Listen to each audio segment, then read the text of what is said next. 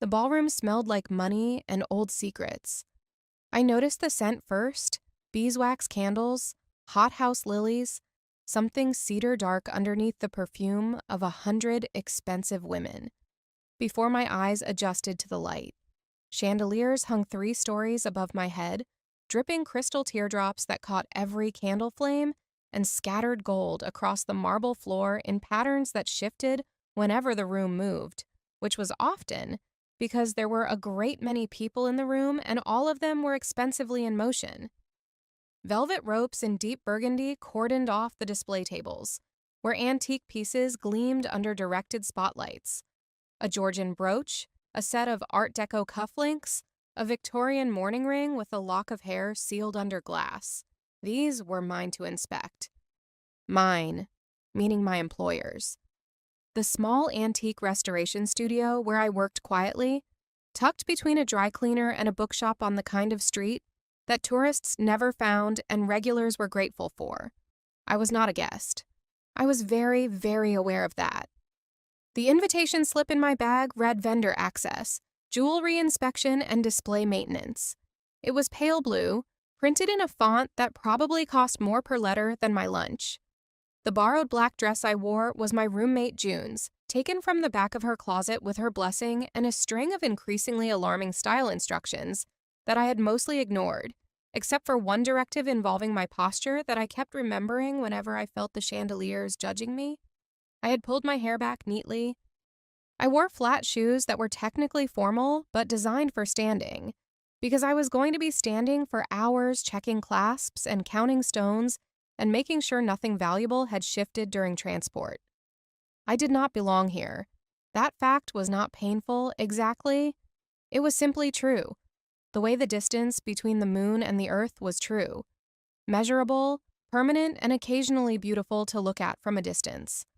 I worked my way around the velvet ropes with my small kit bag over one shoulder, nodding to the silent security guard stationed at the display entrance, who had already checked my credentials twice. The ballroom was filling up slowly around me. Women in gowns that cost more than 6 months of my salary. Men in black tie who moved through the crowd as though gravity applied differently to the wealthy. Champagne flutes caught the light. Someone laughed at something that was probably not funny. A violinist in the corner played something that felt vaguely familiar and faintly sad, which was one of those elegant combinations that made me wonder if the wealthy had sorrow specially tailored too. I focused on the jewelry. I was good at that, focusing on the small, real thing in front of me when everything else felt overwhelming. A bent prong on the Georgian brooch needed noting. A chip in the enamel of the Art Deco cufflinks, minor but worth flagging. The mourning ring was perfect, heartbreakingly so, and I spent an extra moment looking at it, thinking about the person who had worn it and the person who had been reduced to a lock of hair inside a glass bubble, and all the years between the two. History made compact, made portable, carried on a finger. It was that kind of sentimentality that made June say I was in the wrong century. She was probably right. Rain had been falling all evening against the tall ballroom windows, making the city outside vague and luminous, and whenever someone opened a door, the smell of wet pavement came briefly through the perfume and hothouse flowers, like a reminder that the actual world was still out there, doing its uncreated thing. I found that comforting. I had finished the main display and was working through the secondary pieces, items destined for the silent auction rather than the centerpiece tables, when I needed to use the powder room. The nearest one was down a quiet corridor off the ballroom's east wing, past a row of oil paintings that looked like they had witnessed several inheritances and at least one dramatic death. The corridor was dimly lit, hushed, carpeted in burgundy that swallowed sound. My footsteps disappeared the moment I stepped onto it, which was its own small comfort after the ballroom's constant murmur. I found it on a small table beside the powder room door. At first, I thought it was a prop, a piece left from an earlier display, or perhaps a reproduction left by a careless vendor. Then I looked closer. The chain was platinum, heavy and fine, made with the kind of precision that machine production cannot replicate. The pendant was a diamond cluster, oval-cut center stone surrounded by smaller marquise diamonds, arranged in a crescent shape, like something caught mid-fall, suspended in silver-white light. It was breathtaking. It was, I was almost certain, real. Someone had left a fortune in a corridor. I stood very still for a moment, because that is what I do when I am frightened. I go quiet. I held my breath and looked at it, and felt the peculiar tightness of a moment when you understand fully that a choice is being asked of you. Before we return to the story, I just want to share a quick note. This version is made for YouTube, but the uncensored GL scenes and hotter videos will be available on my Patreon. Some moments are too spicy to include here, so if you want the fuller and bolder version, you can find the details in the description below. I thought about what I would feel like in 10 years looking back at this corridor, at this choice. I thought about my mother telling me when I was 7 that a found thing is a test, not a treasure. I thought about how easy it would be to slip it into my kit bag and tell no one, and how I would never, in my whole life, be able to do that. Not because of consequences, but because some things are simply not possible when you are the particular person you are. I picked it up carefully. The platinum was cold against my fingertips, the diamonds catching even the dim corridor light and scattering it into small stars across the ceiling and the wall. It was heavier than it looked, which fine jewelry always is. Density is one of the ways value announces itself honestly, without performance. I turned it in my hands for one more moment, then carried it back toward the main hall, looking for any face of authority in the glitter-thick crowd. A staff member, a security uniform, an organizer's lanyard, someone with a radio. I should have found a staff member immediately. I should have gone directly to event management, to the front desk, to anyone official. What I did instead was carry it back toward the main hall, holding it visibly, not concealed, scanning the room for a responsible face while the crowd moved around me. And that was when everything went wrong. I had the necklace in both hands, offered, not hidden, held like something precious being returned to its shelf, when a woman in silver chiffon turned and saw me and stopped completely. Her name, I would learn later, was Margot Devereaux, and she was the kind of woman who thrived on knowing things first, and on the particular social power that information gives when wielded at the right moment. "That's the moonfall," she said. Not to me, to the room. Loudly enough to carry over the violin, over the murmur of conversation, over the careful ambient noise of an expensive evening. That's Celeste Ravenshaw's mother's necklace. The name meant nothing to me then. The reaction it caused meant everything. Heads turned. Conversation died in concentric circles outward from where I stood. A man in a tuxedo to my left took a step back as though I had produced a weapon.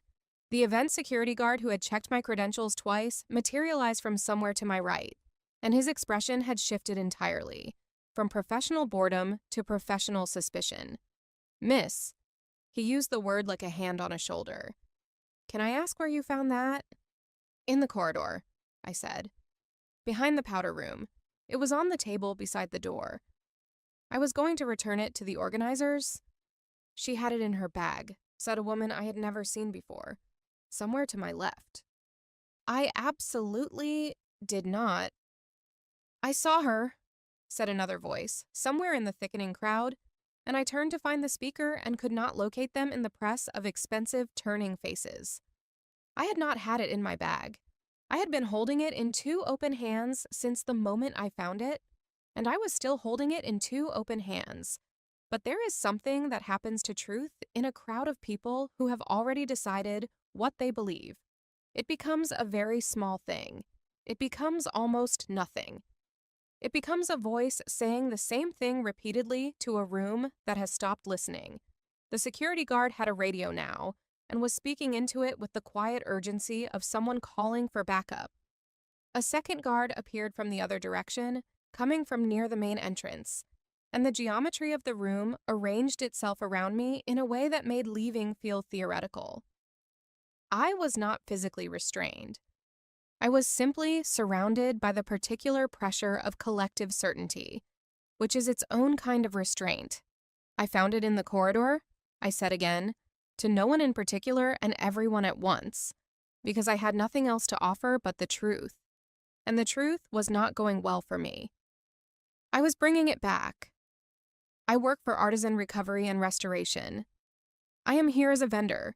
I have credentials in my bag. I checked the display pieces earlier this evening. I have never in my life. Then why do you have the Moonfall diamond in your hands? Asked Margot Devereaux, and her voice was soft and terrible with satisfaction. The question was not a real question. It was a frame.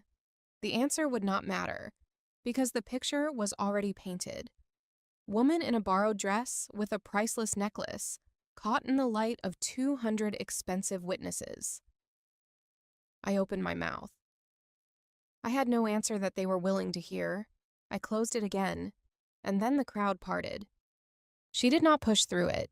She moved through it the way water moves through dry sand, without effort, without apology, leaving a path that closed behind her as though she had never been there at all.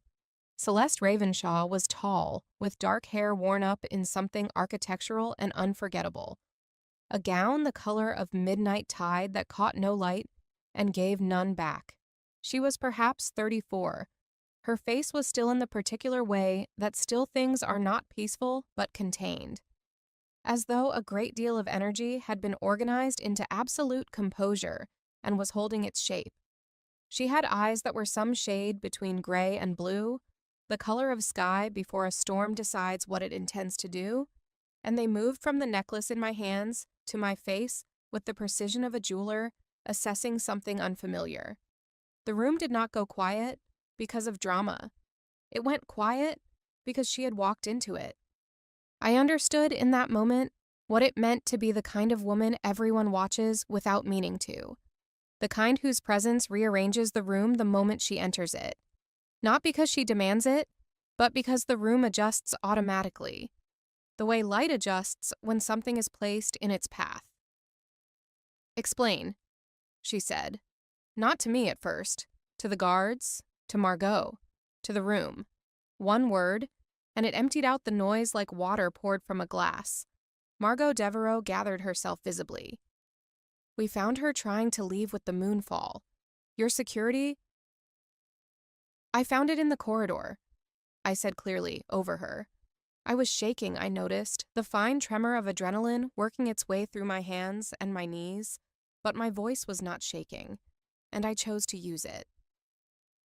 On the table beside the powder room door, I was returning it. I have been holding it in open hands since the moment I picked it up. I did not take it from anywhere, and I was not trying to leave. Celeste Ravenshaw looked at me. The guards looked at her. Everyone looked at her, because she was the hinge on which this moment would turn.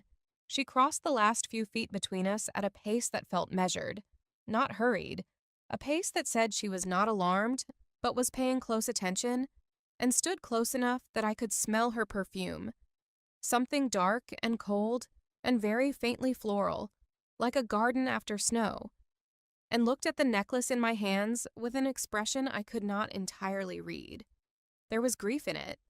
There was recognition. There was something careful happening behind those storm gray eyes.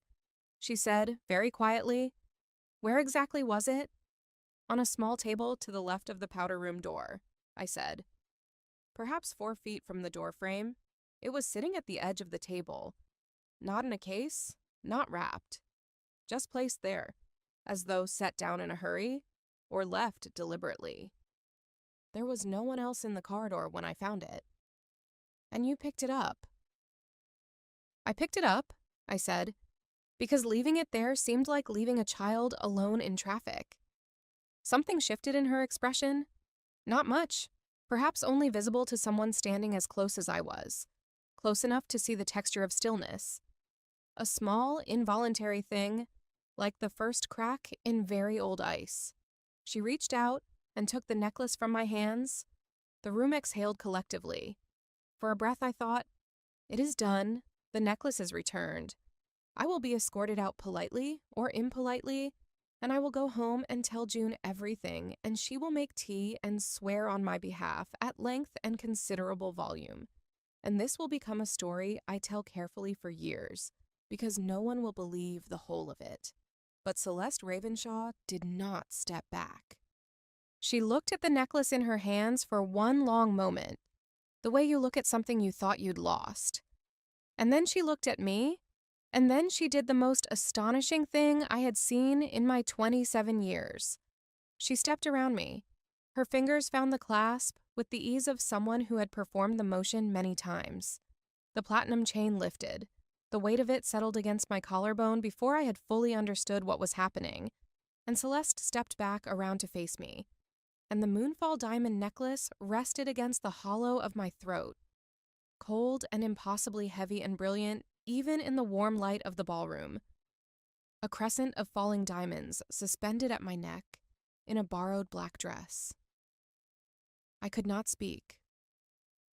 The room was also silent, but differently than before. Before, the silence had been the silence of accusation.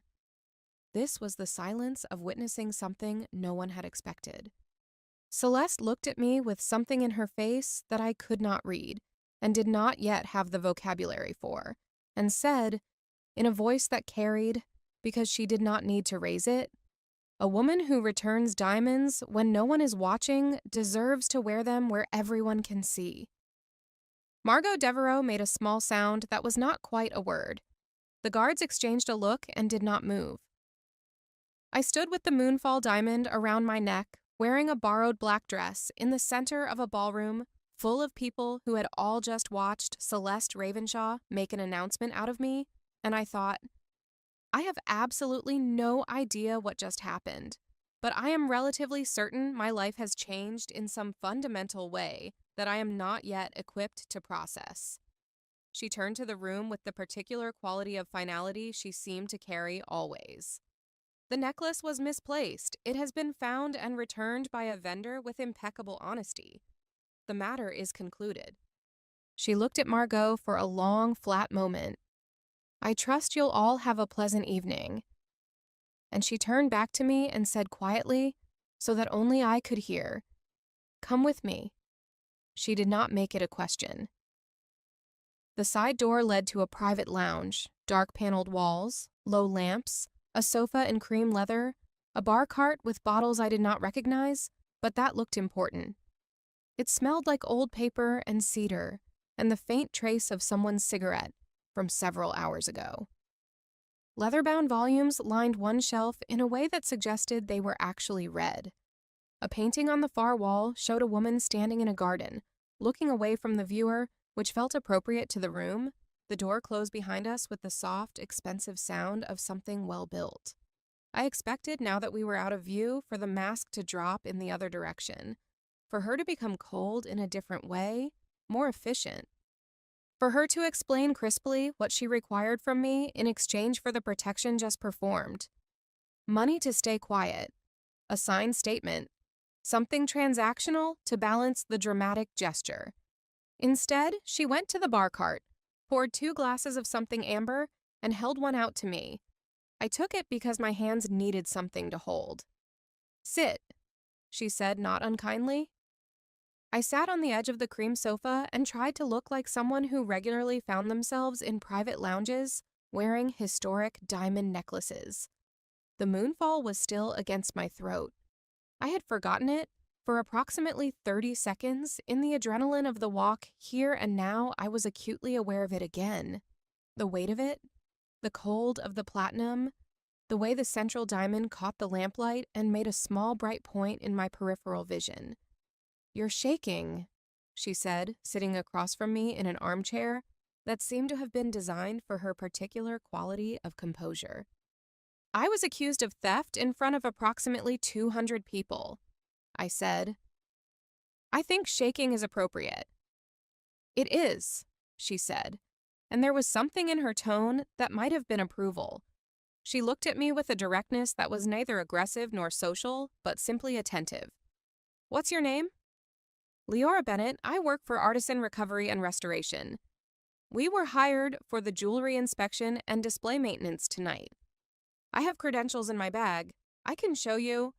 I checked the main display pieces at 7:30 and the secondary pieces between 8 and 9. I have documentation. I know, she said. I reviewed the vendor list before the event. She settled back slightly, the amber glass in her hand. Tell me again exactly where you found it. I told her. The corridor, the table, the placement. The way it had been sitting at the edge without any case or packaging, as though set down in haste or placed deliberately where someone would find it, in circumstances that could be made to look guilty. She listened with the kind of attention that made me feel she was not just collecting facts, but arranging them into a pattern she already partially understood. How long was it there, do you think? She asked. I can't say precisely. I passed that corridor about an hour before I found it, and it wasn't there then. I would have noticed, but I was only looking briefly, going toward the powder room. An hour, she said almost to herself. A pause developed. I looked at the amber drink I hadn't touched and decided that this was probably not the moment to develop new opinions about whiskey. Is the necklace important? I said. Beyond its obvious value, I mean. She looked at me for a moment as though she was deciding something. Not whether to answer, I thought, but how much of the true answer to give. It belonged to my mother, she said. The room became very quiet, in a different way. A real way. It's called the Moonfall because she wore it the night she met my father, Celeste continued, her voice even and precise, stripped of ornament. At a charity gala, coincidentally. She said the chandelier light caught it in a way that made the diamonds look like they were falling, and she kept the name because it suited the feeling of that evening. She wore it to everything that mattered afterward. She was buried without it, at her own request, because she wanted it to go forward instead of down. I did not say anything. Some silences deserve to be held, not filled. My mother had known that too when she was alive, which is perhaps why I recognized it. I don't carry it often, she said.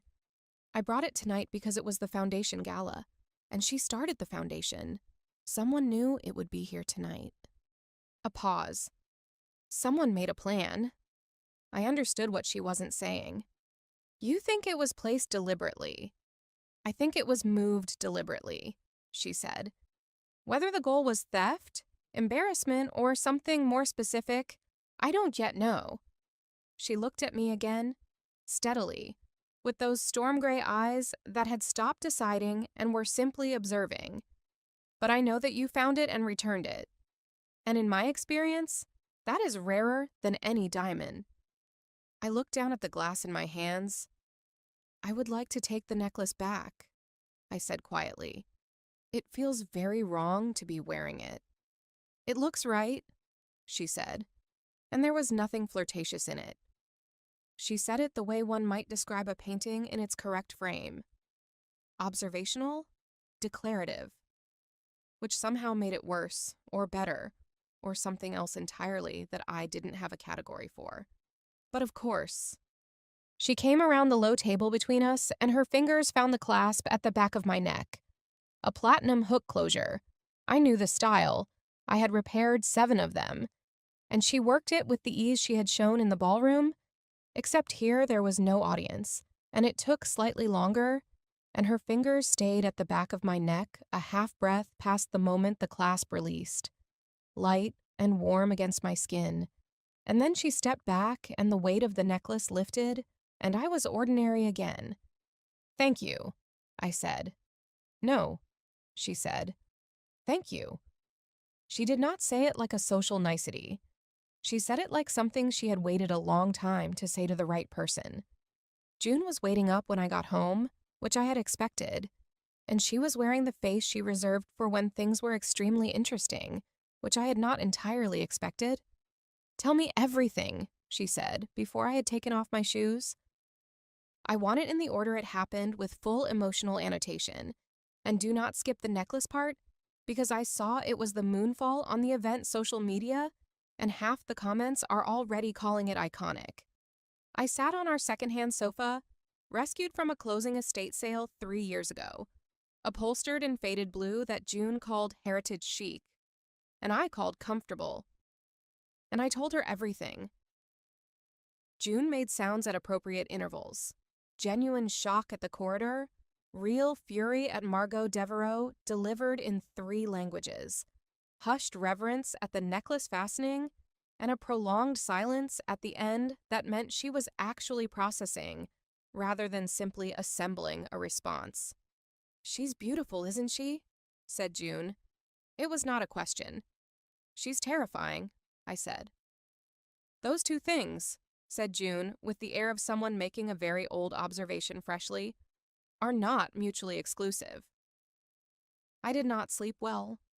I kept feeling the ghost weight of the necklace against my collarbone, and the ghost warmth of Celeste Ravenshaw's fingers at the back of my neck, and I lay in the dark and reminded myself firmly that I was a jewelry restoration assistant with a studio kit and sensible shoes and a secondhand sofa, and she was a woman whose surname was on the sides of buildings, and that the gap between those 2 things was not romantic tension, it was geography.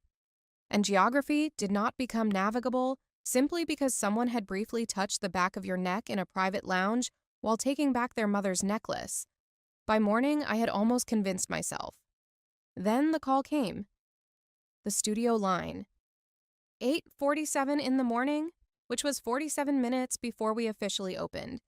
And my employer, who was deeply formal and not prone to sentiment or early phone drama, who listened for 30 seconds and then held the phone out to me with an expression I had never seen on his face. "It's for you," he said. "Specifically you. She asked for you by name." I took the phone. "Leora Bennett?" "Miss Bennett." The voice was calm and controlled and recognizable even through the phone's compression. "This is Celeste Ravenshaw. I have several pieces that require professional attention. I've been informed that your studio does exceptional restoration work. I'd like to bring them in." I was aware of my employer watching me from across the room with the careful curiosity of someone who has just realized a small thing has become significant. "Of course," I said. "We'd be happy to—" "Yes, we're open from 9. "I'll come at 10, she said. "Thank you." She hung up, clean and direct and complete. My employer looked at me for a long moment. "Celeste Ravenshaw," he said, as though confirming something in a catalog that he had previously been uncertain belonged there. "Apparently," I said, and went to put the kettle on. She came at 10, and she came alone, which struck me as significant because women like her generally moved with attendants, assistants, security, someone with a schedule. She wore dove gray today, a wool coat of that particular shade that knows it is expensive and does not need to announce it. And she carried a small leather case with the careful grip of someone transporting something irreplaceable, which she was. I took her to the back workbench, which was the truest part of our studio.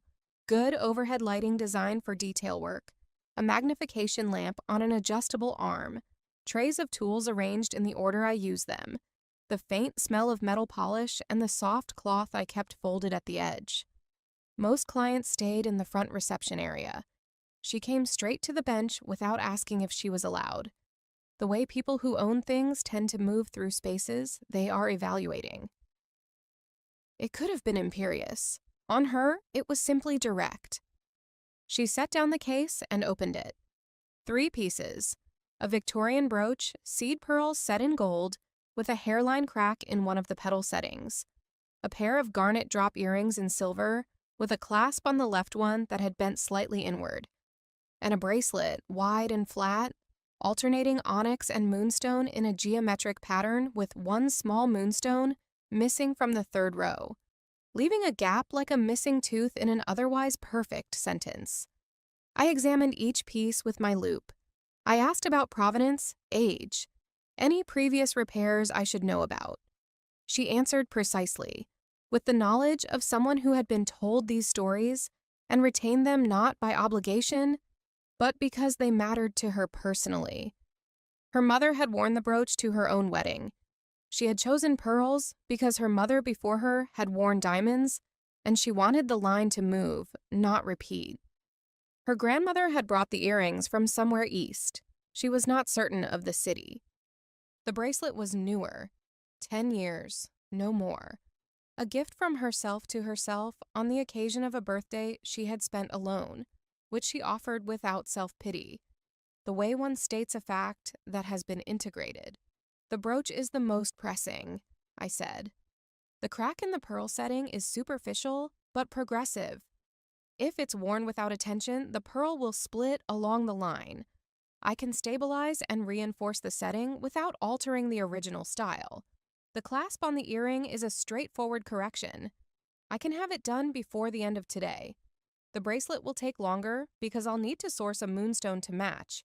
This cut and opacity aren't common, but I have contacts who specialize in period stones. She nodded. She was looking at my hands rather than my face. You work quickly, she said. I work carefully, I said. It sometimes looks like quickly from the outside. Something that might have been a smile touched the edge of her mouth and did not commit. It happened and was withdrawn so smoothly, I almost doubted I had seen it. There's something else, she said. I looked up from the brooch. I've spoken with the event organizers and with my legal team. The placement of the moonfall in that corridor was not accidental. We're reviewing the security footage now. You were not accused in good faith last night. And I want to be certain that nothing connected to that situation follows you professionally or personally. I set down the loop and considered her. I appreciate that, genuinely. But I also need to ask, what exactly did I step into? She was quiet for a moment that had texture to it. Not hesitation, but evaluation. The rain outside the window had decided to be serious today, steady and gray, and it made the studio feel more insular than usual. A small, warm cell of good light and old metal, while the city was wet and indistinct beyond the glass. My father's estate came to me 18 months ago, she said. Not without resistance, and not without ongoing efforts to question the arrangement. My stepmother Odette has interests that depend substantially on my being seen as unstable, distracted, or unfit. If the moonfall had disappeared at the Foundation Gala, if there had been police involvement, a scandal, questions about my judgment in bringing it, questions about the event's security under my management, it would have served a specific purpose in a specific argument. And I disrupted that. By being honest when the setup required you to appear guilty, she looked at the bracelet on the cloth, or when it assumed someone would take it and be caught. Either version of the scheme required the necklace to create a problem. Your honesty transformed it into a different kind of statement. I just didn't want to leave a diamond necklace on a table, I said. I know, she said. That's exactly the thing. She looked at me then. Directly, without the guarded filtering she had used in every other moment I had observed her. And I understood that she was lonely, in the way that people who are always watched are lonely. Not for company, for someone who saw what was actually there, rather than what was convenient or useful or frightening about it. I looked back steadily and did not look away, which surprised us both. She returned to the safer language of business. I'd like to hire you directly for the restoration and assessment of other Ravenshaw estate pieces. The collection is substantial. 3 centuries of acquisitions, several estates worth of accumulated heirlooms, and a current archivist who has management training rather than specialized jewelry knowledge. I'll pay above market rate and provide transport to the estate when pieces can't be moved safely. I'll think about it, I said. It was not what I had intended to say. I had intended to say yes immediately. But something in me, some small, careful instinct, wanted one moment of deliberate pause, wanted to have chosen this, rather than simply fallen into it. She seemed to understand. Take the time you need. She left her pieces and her card. I watched her car pull away through the rain-spotted studio window, sleek and black, and I turned back to the Victorian brooch and the hairline crack in the pearl petal, and I thought, be careful, Leora. Be genuinely, thoughtfully careful. I called June at lunch. She came to the studio, I said. A long pause. She came to you. Ostensibly for restoration work, and non-ostensibly. I looked at the card on my workbench, the name in clean dark type, the phone number I had already memorized without intending to. I have no idea, I said. That's what worries me. That's also, said June, what sounds very much like a beginning. I said yes to the consulting arrangement. Of course I did. The work was genuinely interesting, which helped justify it to myself in the honest accounting I kept. The Ravenshaw collection was extensive and varied, spanning 3 centuries and 5 countries, and the aesthetic preferences of 8 different women who had each been part of the family in various ways and had each left their mark in metal and stone and silk-wrapped boxes. It came to me in installments, delivered by a quiet assistant named Piers, who handled everything with the kind of discreet efficiency that suggested Celeste ran her world the way she ran herself. Cleanly, precisely, without unnecessary gesture. She came herself often, though, which was not strictly necessary for the work, and which neither of us mentioned as a fact worth examining. She would arrive in the late morning, stay for an hour or 2, ask precise and informed questions about whatever piece was on the bench. She had clearly read everything she could find about each item's period and style, though she never performed this knowledge ostentatiously, and occasionally, in the spaces between technical discussion, tell me things. About her mother, slowly, the way one opens something that has been long closed and checks for damage at each degree of opening. About the foundation, which her mother had started with the belief that art was not a luxury, but a form of language, and that some people had been systematically prevented from speaking it. About the estate, which was beautiful and cold and full of rooms she had not opened since her father's estate. Proceedings had made every room feel like contested ground. I told her things too, more than I intended. It happened gradually, the way warmth spreads in a room when no one is specifically tending a fire. You don't notice it until you're already inside it. I told her about my mother's ceramics, modest and precise, which had never shown at any gallery because modesty and ceramic studios occupy different civic spaces, and my mother had been made to understand that early and had accepted it in the particular way that graceful people accept small unfairnesses, by working anyway. I told her about the job I had before this one, cataloging estate sales, and how I had ended up in jewelry restoration by accident, and how the accident had turned out to be the thing I was made for in a way that almost nothing else in my life had quite been. I told her about the ex, not his name, not the specific shape of his dismissal, just the contour of a man who had found my honesty charming until it became inconvenient, and my modest life attractive until it became a limitation. I had carried that quietly for 2 years afterward, the way you carry something heavy when you're not sure yet where to set it down. She listened with the same quality she brought to everything, as though collecting and arranging, building a structure she could stand in later. "You think you're a consolation prize," she said once. We were in my studio, late afternoon, the light going copper through the rain-spotted glass, and I had been talking about something else entirely. About a piece in the collection, a Georgian locket with an interior hinge I found particularly beautiful, and she had arrived at that sentence from somewhere I hadn't seen coming. I kept my eyes on the locket. I think I'm realistic. You think they're the same thing. I set down my tools and looked at her across the workbench, this woman who was all controlled elegance and inherited authority and careful composure, and I said, "Don't you? Have a version of that.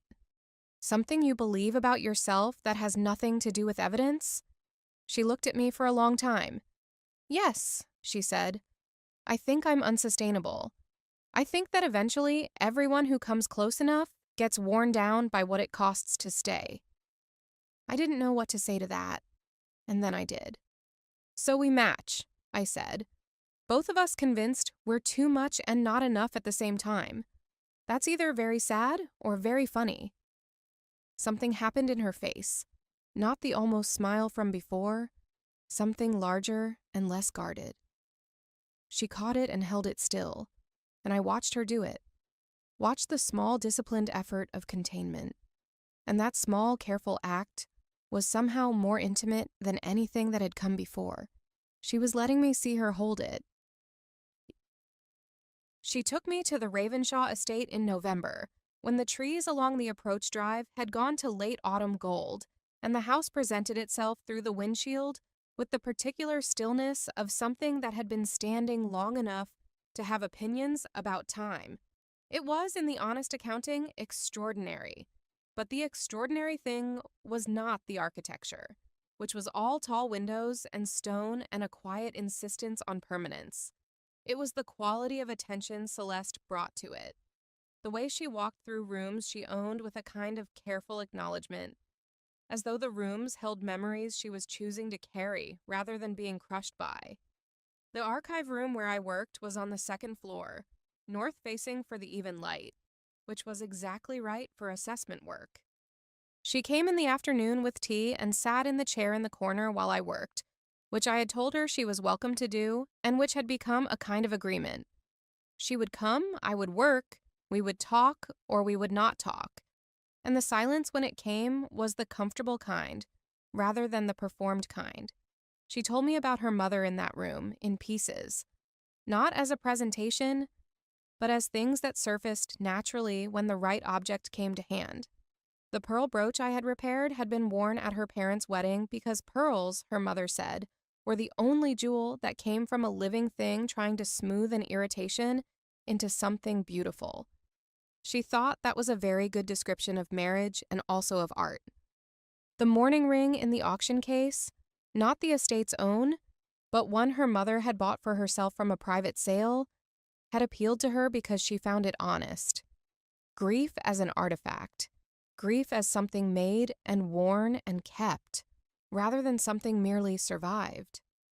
She collected things that were honest about what they were, Celeste said, from the chair in the corner, a cup of cooling tea in her hands.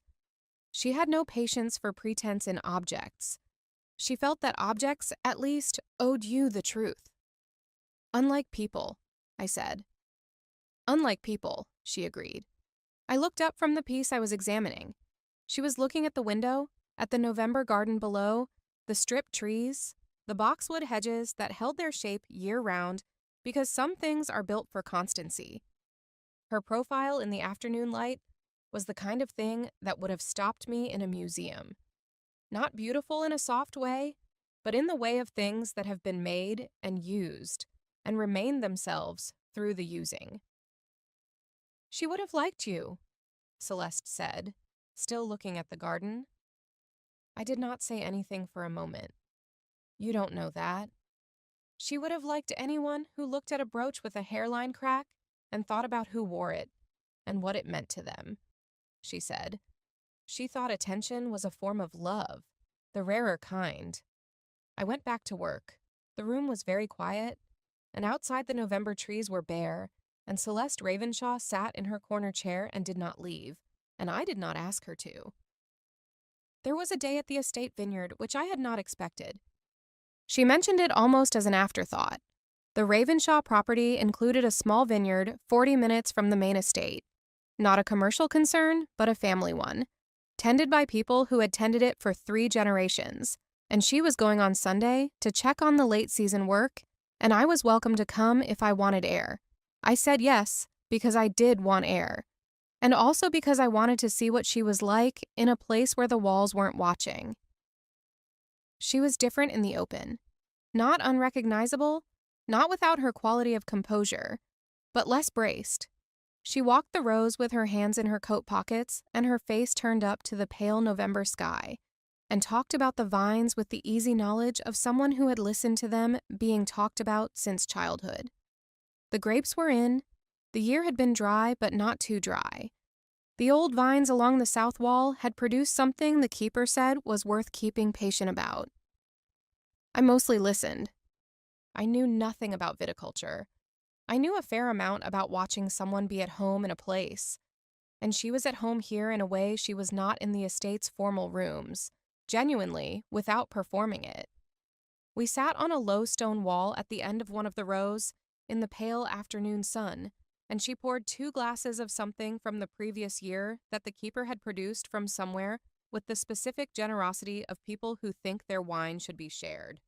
My mother used to say that the vineyard was the only honest thing the Ravenshaws owned, Celeste said, because you cannot rush it, and you cannot pretend the results are something they aren't. It sounds like she said a lot of true things, I said. She did, Celeste said. I spent the first few years after she died wishing she'd said more of them. Now I think she said exactly enough, and I'm still learning what they meant. I looked at my wine glass, which was reflecting the pale sky and the stripped vineyard, and a version of me that was slightly warmer than usual, sitting in November sun in a place I had no reason to be and every reason to be glad of. Can I ask you something? I said. Yes. Why are you... I stopped. Why do you keep coming to my studio? There's enough space in the estate to set up a proper workspace. Peers could bring things to you. You don't need to drive across the city twice a week to sit in my workroom. She looked at the vineyard rows. No? She said. So why? A pause that had the weight of something considered. Because in your workroom, she said, you are entirely yourself. You don't adjust. You don't moderate. You look at an object and you say exactly what you see about it, and you work on it with your full attention, and you are completely honest about what you can and cannot do. She looked at me then, directly, with that storm gray clarity. I spend a great deal of my life in rooms where no one is entirely themselves. I find yours restful, in the way that real things are restful. I held that for a moment. You could just say you like the company, I said. The almost smile. This time, it committed slightly further. I like the company, she said. The vineyard keeper came back with another glass to top us up, and Celeste let him, and the November afternoon stretched out around us, gold and bare and quietly fine. I met Viviana Cross at a charity board meeting I attended in my capacity as collection consultant, which was an official role I had now and a business card that said so, which I still slightly couldn't believe when I looked at it. Viviana had a face like a magazine spread, beautiful in a way that was comprehensive, studied, aware of its own angles. She knew exactly how she appeared from every vantage, and she deployed this knowledge the way some people deploy location in a negotiation. She had done whatever kind of background check was available to a woman of her connections, which was apparently quite thorough, because when we were introduced, she said, with a smile that missed warmth by a precise and deliberate margin, the jewelry consultant. I've heard about you. Leora Bennett, I said. Collection consultant. She said, in a way that made collection consultant sound like an interesting euphemism. Celeste mentioned you. She didn't mention how charmingly unassuming you were. She mentioned me, I said, because I could not help it and immediately regretted not being able to help it. We're very close, Viviana said. Have been for years. Our families have certain... She turned a champagne flute in her fingers with an ease that was its own statement. Expectations in common. I understood what she was saying. She intended me to understand it. I looked at her calmly and said, the Ravenshaw collection is exceptional. Some of the Georgian pieces in particular are among the finest I've worked with. It's genuinely the most significant work I've had access to. I'm sure you're very talented, she said gently, but I want you to understand something. Celeste has a history of finding people who are...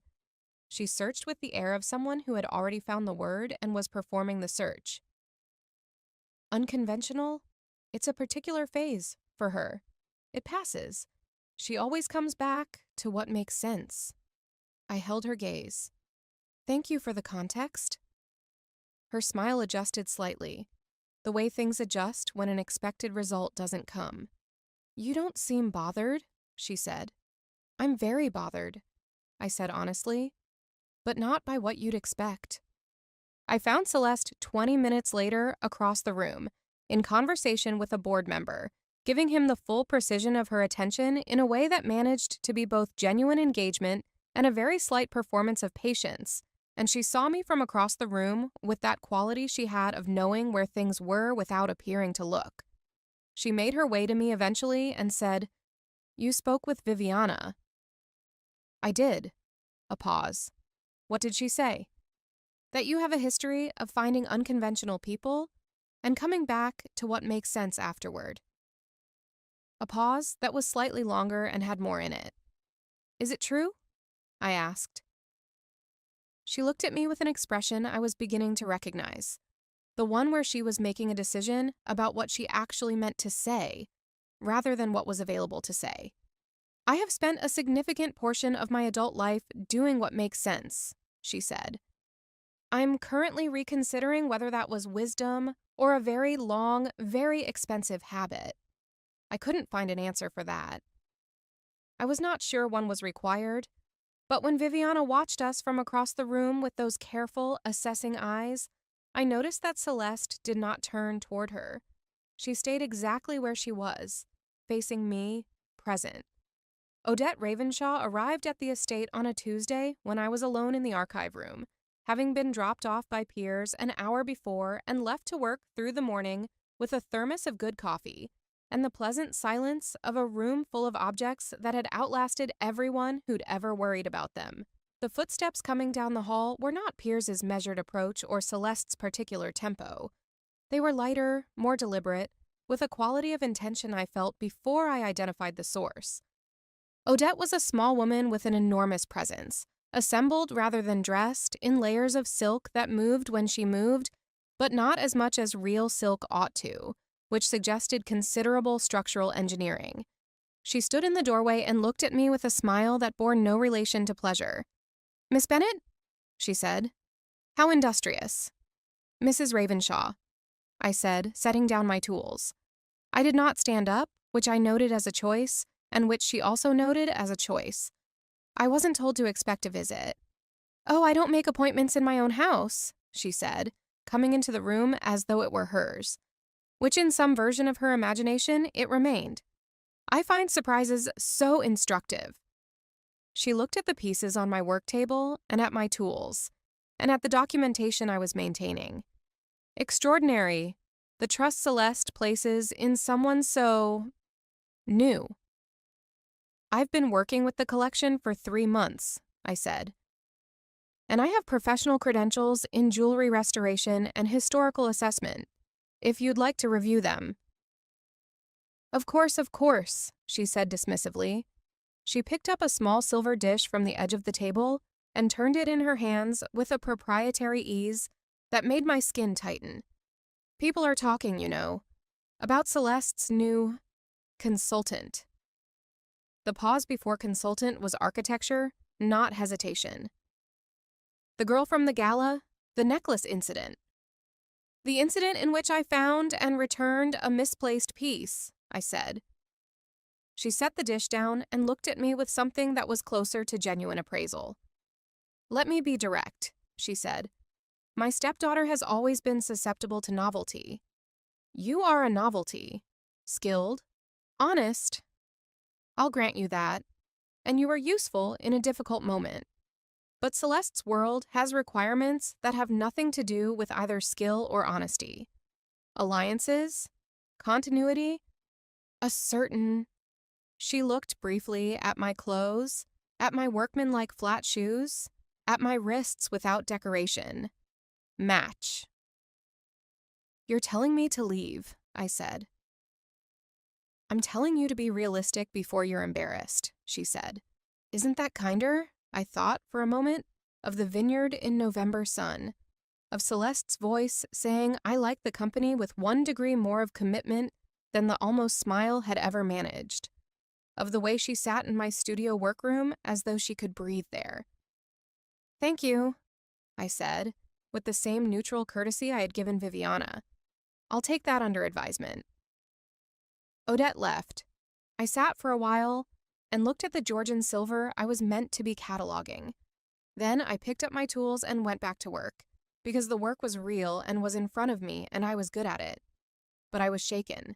Not because Odette had said anything I hadn't already thought, because she had said it out loud in a room full of things that had outlasted generations.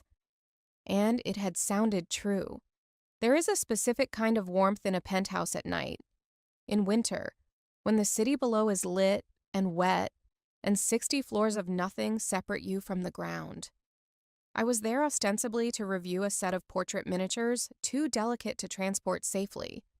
The drive up had been quiet, Piers navigating the city rain with his usual efficiency, and I had spent it telling myself that this was a working visit, that professional consultants visited clients' homes all the time, that the fact that I had changed my clothes twice before leaving the studio was entirely about professional presentation.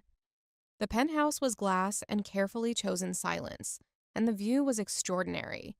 The city spread below like a scattered handful of lights at different depths, rain making the distances bleed into each other, and I stood at the window for a moment that was too long.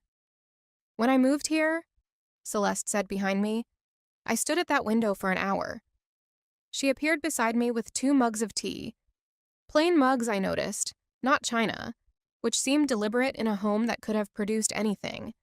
And her voice had the dry quality she used when she was being honest about something she found slightly absurd. I thought, this is what it looks like to have done the thing, whatever the thing is. Then I realized I was entirely alone and the view didn't care about me at all. Did that help? I asked, taking the mug. Not immediately, she said. Eventually I learned to find the view enough on its own terms, without needing it to reflect anything back about me. We sat at her dining table, the miniatures between us under the document lamp she had set up. She knew every subject, women of the Ravenshaw line going back 5 generations, each portrait smaller than a playing card, each one a whole world compressed into an oval of ivory and careful paint. She told me their stories with the particular quality of her attention, the slight lean forward, the hands near but not touching. And I listened and took notes and looked at these small contained faces of women who had been real and were now reduced to this, and still somehow insisting on being known. At some point, the tea cooled and neither of us reached for it. At some point, the portrait discussion stopped, and we were simply talking, the way people talk when they have stopped performing comfort for each other and simply have it. I don't know which of us moved. I think it was the quality of the silence that moved, shifted, became a different kind of thing. What I remember is that her face was very close, and her eyes were that particular storm gray that was no longer deciding but had decided, and the space between us resolved. The first kiss was careful, almost a question, with the particular delicacy of something first. The second was not a question at all. I don't know how much time passed. I know that when I became aware of the city again, the rain on the glass had shifted from one kind of evening to another kind, and Celeste was holding my face in both hands with an expression I had never seen on her before. Present, open, uncertain in a way she was usually too composed to allow. Something far below her usual architecture of self. I have to tell you something, she said. All right, I said. Fastening the necklace around your neck at the gala, she said. It wasn't only strategy. I looked at her. I told myself it was a statement, she said. A protection, a claim on your safety. And it was those things. But the pause was real, not performed. There are 100 ways I could have defused that situation without touching you. I chose the one that required me to stand close behind you and put my hands at your neck. She was looking at me with absolute steadiness. That was the first purely selfish thing I had done in years. I need you to know that. I thought about the corridor, the necklace, cold and extraordinary, on a table where it had no business being. The choice I had made, which was not a calculated choice, but simply the only available choice when you are the particular person you are, and how that small, honest act had led, through a series of rooms and conversations and silences, to here. I need to tell you something too. I said. She waited. I went home that night, convinced I was going to be a footnote, I said. The girl who found the necklace. A brief interesting incident in the story of Celeste Ravenshaw, filed and moved on from. I've been telling myself that's the most I could be, in your world, with your life, for months, because it's safer than the alternative. The alternative, she said carefully. Believing you might actually choose me, I said. Not as a novelty, not as a temporary, unconventional palate cleanser. As someone you want in your life because of who I am, not because of what I did one night in a corridor. She took a breath. Something shifted in her face, slow and significant. Leora, she said, and my name in her mouth sounded different than it ever had. Not a label, not a professional address. A deliberate, tender claim. I have been choosing you since the moment you told a room full of people who wanted to believe otherwise that you found a necklace in a corridor and were returning it. And you said it steadily, simply, like the truth was enough. She stopped, tried again. It was not a fascinating story. I was not interested in the drama of it. I was looking at the only entirely honest person in a room full of performance, and I could not look away. I kissed her again because that felt like the right answer to that. The happiness lasted 6 weeks of quiet and working visits and a long dinner at a small restaurant that Celeste had chosen, because it was not on any list and the pasta was made by the owner's mother on Tuesdays, which felt, she said, like the kind of information worth knowing. Odette, regrouping, was patient. Patience was clearly her weapon of choice.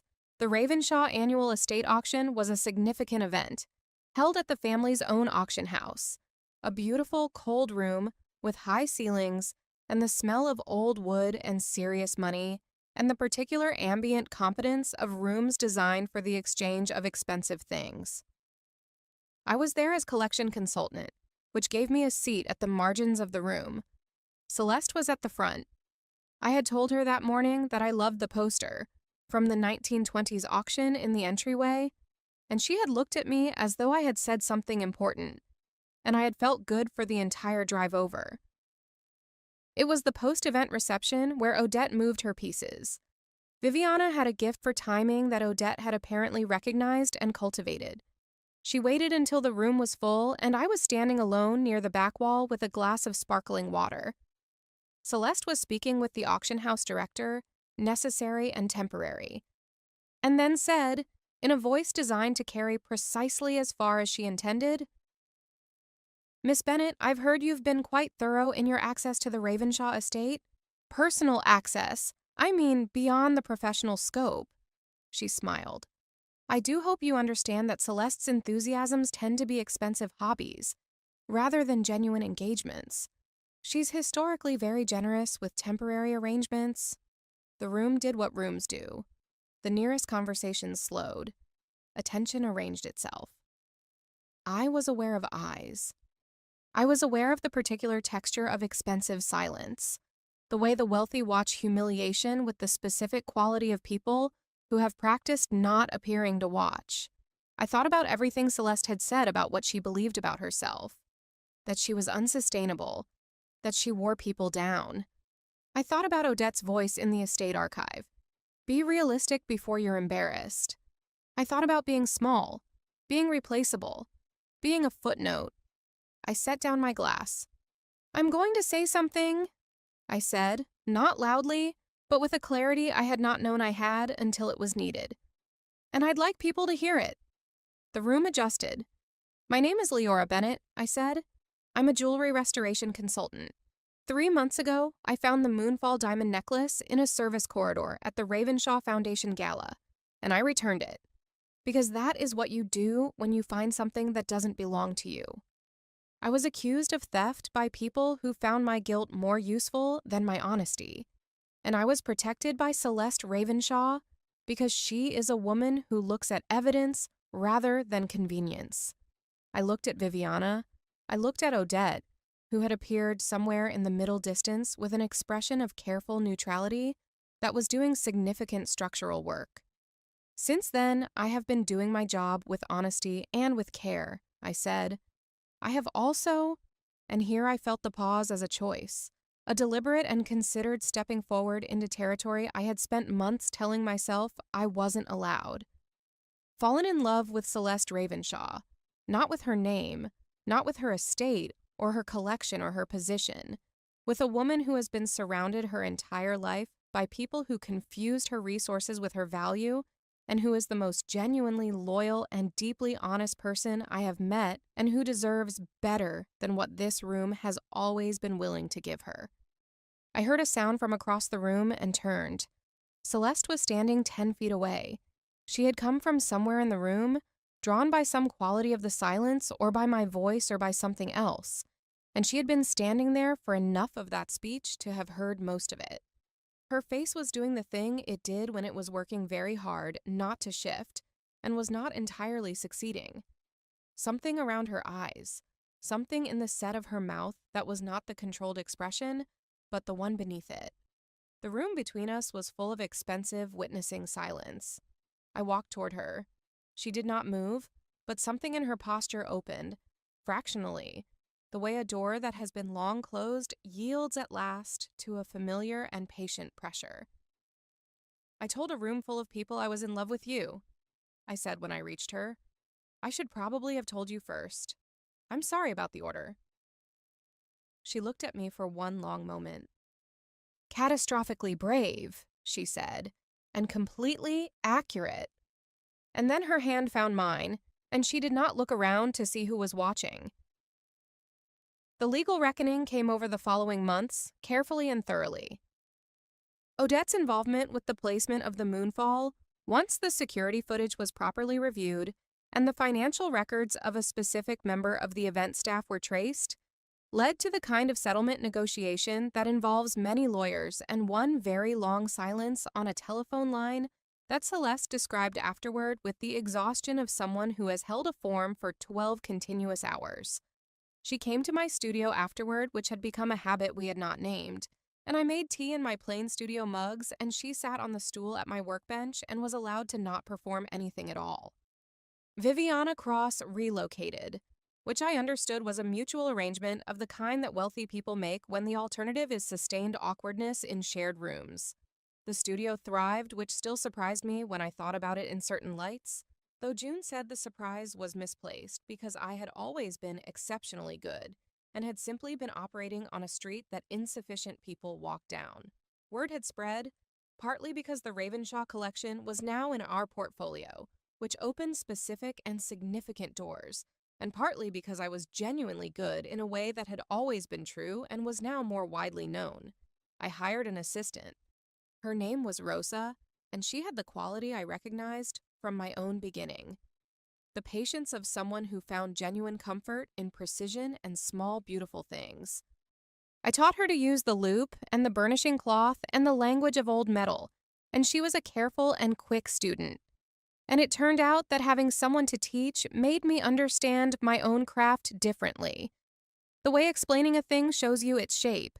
June met someone at a library book sale who was everything she had categorically declared she did not want in theory, and whom she turned out to want enormously in practice. They were disgustingly happy together, in a way that June would have mocked relentlessly in a novel and appeared to have absolutely no defenses against in real life. She told me, with great dignity, that love was an irrational system, and she had decided to stop optimizing it. I pointed out that I had told her something very similar approximately 6 months earlier, and she had called it poetic avoidance. She acknowledged this magnanimously. Celeste gave up 3 rooms of the estate's closed east wing, had them opened and aired and refurnished in her particular way, careful, austere in a warm sense, full of good light.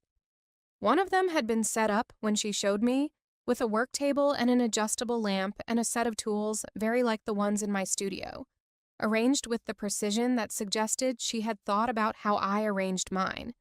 She showed me this room without ceremony or preface. I stood in the doorway and looked at it for a moment. "This is for me," I said. "If you'd like it," she said. "I would like it," I said. She nodded in the way she still sometimes nodded when something mattered more than she let her voice convey. And then I went in and looked at the table and the lamp and the arrangement of tools, and I thought about everything that had led from a corridor in a hotel to a room in an estate with my name on it, in everything except the actual label. And I thought, this is what it feels like when someone knows exactly who you are and makes space for precisely that. The Ravenshaw Foundation Winter Gala was held in January, and it was extraordinary in a different way than the first one I had attended. The first one being extraordinary in the way that disasters are extraordinary, sudden and galvanizing and likely to be discussed for years. This one was held in the estate's own formal ballroom, which had been restored and prepared with a care that showed. The room had been dark for a long time after Celeste's mother died, and opening it again had been a decision made with the same quality of deliberateness she brought to everything that mattered. It was lit with 1,000 small warm lights, the kind that make a room feel held rather than illuminated, and the guests were different from the first gala. These were the foundation's artists and curators and patrons, people who were there because they believed in the thing the late Mrs. Ravenshaw had believed in, that beauty was a form of survival, and that some people had been systematically prevented from it. I wore a dress that was mine.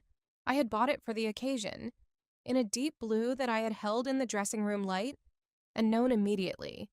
And when Celeste had seen it, she had looked at it for a long moment and said nothing at all, which I had come to understand was her highest register of response. I was there as her partner. There was no other word she used, no qualifier, no modulating phrase. When she introduced me to anyone who required introduction, she said partner, and the word was entirely without apology. Before the gala began, in the quiet dressing room adjacent to the main hall, she came to me with the moonfall in her hands, the platinum chain, the crescent of falling diamonds. In the warm lamplight of the dressing room, it was softer than it had been under the gala's chandeliers, which was what good light does. Shows you the thing as it actually is, rather than as it performs. "May I?" she said. I turned. Her hands lifted the chain, and her fingers found the clasp. The same practiced ease, and the weight settled against my collarbone. And her fingers stayed as they always stayed, one breath longer than strictly necessary. Not because she needed to, because there was no audience requiring a statement, just the clasp, and my neck, and her hands in the quiet of a room where no one was watching. "The first time you put this on me," I said, looking at her in the mirror, "I spent 3 days trying to understand why." "What did you conclude?" she asked. "That you were too complicated for a quick answer," I said, which turned out to be the correct conclusion for a different reason than I expected. She came around to face me and tilted her head and said, "Would you like the actual answer? The version I know now, rather than the one I told myself at the time?"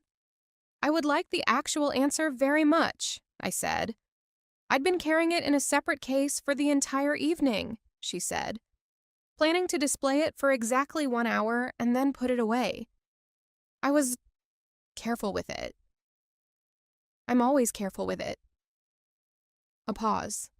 "When you were standing in that ballroom, with your hands open, and your dress borrowed, and half the room deciding your guilt, and you simply kept saying, 'I found it,' and I was returning it, quietly, steadily, like the truth was a thing that would eventually land. Something happened." She looked at me with total steadiness. "I wasn't thinking about strategy. I put it on you because I wanted everyone who had just watched you be made small to see you lit. It was not a plan. It was a reflex. It was the most honest thing I had done in years." My eyes stung abruptly and inconveniently, and I blinked. "You are," she said, with the precision she reserved for things she was entirely certain of, "the most honest person I have met. Not because you're incapable of concealment, because you've chosen not to make it a habit. In my world, that is not a small thing. That is a rare and specific and extraordinary thing, and I have been slowly learning how to treat it like the gift it is. I'm also, I said, because some reflex in me would always reach for the leveling, the equalizing, the honest small detail set against the large feeling. The person who spent 6 months convinced I was going to be a footnote. I know, she said. I noticed. I waited for you to stop. Did I stop? You stopped, she said, when you stood up in a room full of people and said you were in love with me. That was not footnote behavior. I looked at her, at those storm gray eyes that had stopped deciding long ago and simply were, at the warmth in her face that she no longer caught and held still, but let exist where it had a right to exist, in the open air between us. I'm still in love with you, I said, in case you needed the confirmation. I do not need it, she said, but I am glad of it. And then, with a warmth that was a permission, something she was allowing herself, something she had stopped taxing herself for. I love you, Leora. I had heard many things in ballrooms and private lounges and glass-walled penthouses and cold estate rooms. Declarations of social purpose, sentences designed to position and manage and maneuver. I had never heard 3 words arrive with that particular quality of settled certainty. Not triumphant, not performing. Simply true. The way a clasp closes when both sides are made for the same thing. The moonfall was cold at my collarbone. Her hands were warm. Come on, she said softly, and offered her hand, and I took it. The ballroom was lit like a room in a dream that someone very careful had constructed and maintained.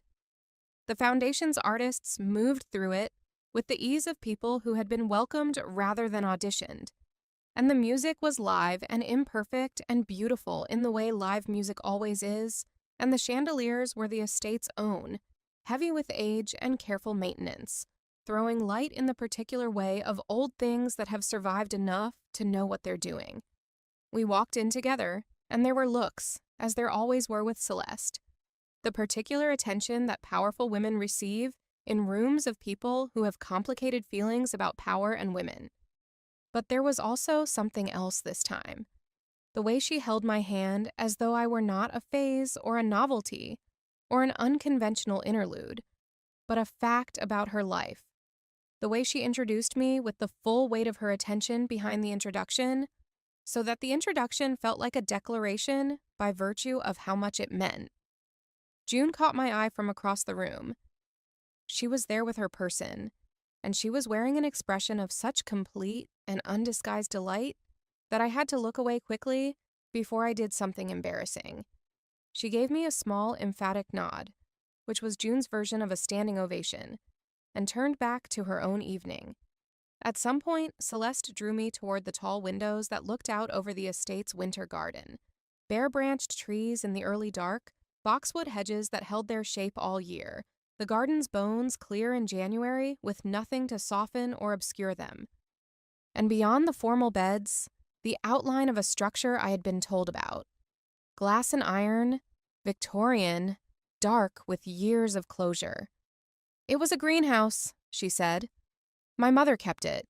She grew things there in winter, camellias mostly. She said flowers that bloom when everything else has gone dormant are the bravest things alive. I looked at the outline of it in the winter dark. The iron frame, the dark glass, the shape of something that had been tended and then wasn't, and had been waiting in its patient structural way. We should restore it, I said. She turned to look at me. I know nothing about horticulture, I said. Genuinely nothing, not even which end of a camellia to plant first. But I know how restoration works. You assess what's there. You understand what it was meant to do. And you bring it back without pretending it hasn't been through time. And you know what she planted. And Rosa has a cousin who does landscape work and has been looking for an interesting project. I paused. It's not an immediate thing. It's a project. A long one. She was quiet for a moment. Outside the window, the first snow of January had begun in earnest. Small and even, drifting past the glass in the particular way of something that has decided. "You've been here 6 months," she said, "and you're planning the greenhouse." "I plan things," I said. "It's a quality I have." The warmth in her face deepened. Not the almost smile, not the guarded thing. The real one, which I had now seen enough times to know and still felt each time as something that required a moment to receive properly. Not dazzling, but deeply specific, meant for exactly me and arriving exactly where I was. "Yes," she said. "Let's restore the greenhouse." She turned back toward the room. The music had shifted to something slower, and the ballroom's guests had adjusted to it, drawing together in the gentle, gravitational way of people at ease at the end of an evening they hadn't wanted to end. The chandeliers threw their old, careful light across dancers and conversations, and the particular quality of a room that was full of people who were genuinely glad to be where they were. Celeste looked at me with those decided, certain eyes and offered her hand, and I took it, and we walked back toward the music and the warm light. The moonfall diamond was cold against my throat, that small and extraordinary pressure. A crescent of falling stones that had been falling since before I was born and would go on falling long after. It was cold, and it was her mother's, and it was mine to wear for this evening because she had decided it was. And that decision was not a collar, not a claim arranged for strategic purposes, not a public statement manufactured in a crisis. It was a promise, the most honest kind, not made in a moment of grand declaration, but accumulated quietly over months, in workroom silences and vineyard afternoons and cold estate rooms, in things said and things not said, in the particular way she had of staying exactly where she was when she could have been anywhere else. Her hand was warm. The snow was coming down outside, patient and even, the way things fall when they have decided where they're going. The foundation's guests moved and talked and listened to music in a room that had been dark for years and was full of light now, because she had decided it was time, because I had said let's and she had said yes. I was not a footnote. I was not a phase or an unconventional interlude or a novelty that would eventually run its course. I was the woman standing at the center of an evening like this one, holding the hand of a person who had seen exactly who I was and had chosen again and again, carefully and with full understanding of what the choice cost and what it meant to stay. The music played on. The snow continued outside, falling as things fall when they have decided. And we danced.